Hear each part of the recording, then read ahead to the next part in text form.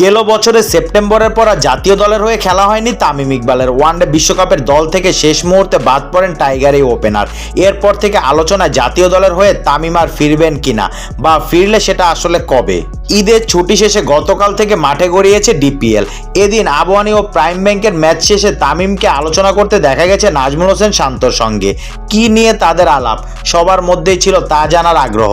পরে জাতীয় দলের অধিনায়ক শান্ত গণমাধ্যমে বলেন, এটা আমার আর তামিম ভাইয়ের মধ্যেই থাক, আমি এমনি নর্মালি একটু আড্ডা দিচ্ছি, ওরকম যদি কিছু হয় আপনারা জানতে পারবেন।